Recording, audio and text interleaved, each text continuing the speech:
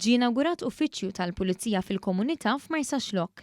Bil-ftuħ ta' dan l-uffiċċju li sar b'investiment ta' aktar minn 100,000 euro, 75% ta' Malta issa huma koperti mis-servizz tal-Pulizija fil-Komunità u sal-aħħar tas-sena d-dieħla is-servizz se jkun ġie estis mal-pajjiż kollu. L-inawgurazzjoni saret mill-Ministru għall-Internu u Sigurtà Byron Camilleri u l-Kummissarju tal-Pulizija Angelo Gafà. L-uffiċċju huwa proprjetà tal-Pulizija li xtrat il-post.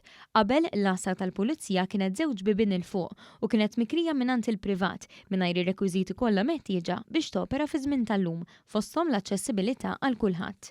L-Ispettur Mark Cremona spjega li l-uffiċċju fih kmamar bi spazju adegwat biex l-uffiċjali tal-komunità jkunu jistgħu joperaw b'mod komdu fl-istess waqt li huwa aċċessibbli għal kulħadd.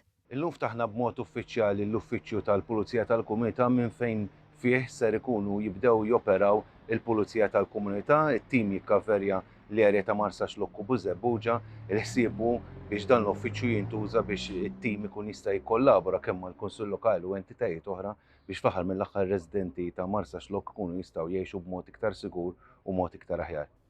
Il-Ministru Byron Camilleri qal li s-sigurtà tan-nies u tal-familji kienet u se tibqa' priorità għal dan il-Gvern u fakkar f'numru ta' episodji meta l-Pulizija tal-Komunità kienu deċiżivi biex jgħinu u jassistu.